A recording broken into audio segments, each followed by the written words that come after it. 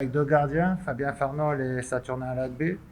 Une première depuis 16 ans, pas de Stéphane Sesseyon dans une liste de sélectionneurs béninois alors qu'il n'est ni blessé ni suspendu. Choix tout de même logique, Michel Dussuyer est resté fidèle à ses principes, tout joueur sans club ne sera plus convoqué. Le vice-capitaine Khaled Adenan, meilleur joueur béninois de la CAN 2019, selon plusieurs techniciens, avait été victime de cette accession du technicien français des écureuils. Comme Stéphane Sesseyon, Désiré Segbiazanko, David Kiki, Rudy Justed et les joueurs locaux sans championnat ne seront pas de l'expédition portugaise. Ce que Stéphane Sesseyon amène à l'équipe nationale, et je dis bien amène, je n'ai pas dit à amener. Donc, les choses sont simples. Stéphane est quasiment sans entraînement. Vous doutez bien qu'avant de balancer la liste, j'ai échangé, je l'ai appelé, j'ai échangé avec lui pour lui dire, pour lui expliquer ma position. Je crois qu'aujourd'hui, de toute façon, nous comptons tous sur Stéphane pour le mois de novembre.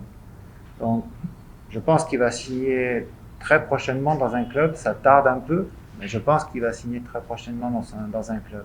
Pour ce Bénin-Gabon du 11 octobre 2020, la presse sportive béninoise a eu droit à la surprise du chef Michel Dussuyer avec la présence de deux nouveaux joueurs. Yohan Roche, défenseur de 23 ans, il évolue à Rodez en Ligue 2 française, et Matteo Arlinvi, milieu de terrain de Nîmes Olympique. Concernant Matteo Arlinvi, c'est un joueur aussi que je suis depuis pas mal de temps, depuis 1 an et demi.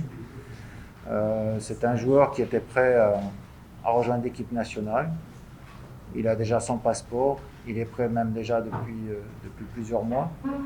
Et voilà, c'est aujourd'hui la porte s'ouvre pour lui. Il fait de bonnes choses avec Nîmes. Pour l'instant, il n'a pas un gros temps de jeu avec l'équipe première, mais en tout cas, il est dans le groupe et c'est aussi engageant pour l'avenir. Et c'est aussi un jeune joueur. Donc, voilà, ce sont des perspectives aussi qui s'ouvrent pour lui dans l'équipe nationale. Sur cette liste de 23 joueurs, Chabel Gomez, l'Amiénois, retrouve enfin la sélection après plus de 2 années d'absence. Concernant Gomez et Koukpo, ce sont des joueurs. Bon, Marcelin a déjà été appelé plusieurs fois, il était plutôt dans les réservistes.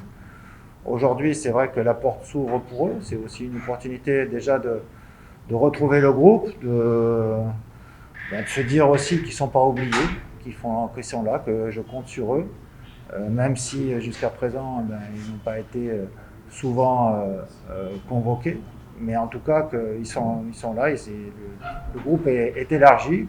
Aujourd'hui, ils bénéficient, c'est vrai, des absences de certains joueurs, et c'est aussi à eux à montrer où ils en sont aujourd'hui. Pour le reste des joueurs convoqués, aucune surprise. Michel Dussuyer a pris les meilleurs du moment. Les écureuils vont livrer une rude bataille à Lisbonne et Stadio Pina Maniqué face au Gabon de Pierre-Emerick Aubameyang. Des panthères très en forme lors des 2 premières journées des éliminatoires. Cette rencontre a également une saveur particulière car le dernier Bénin-Gabon, joué le 10 octobre 2017 à Malmort en France, s'est soldé sur une victoire de 1-0 en faveur des écureuils. Il y aura donc sur la pelouse lisboète un parfum de revanche chez les Gabonais, mais également une envie de suprématie chez les Béninois.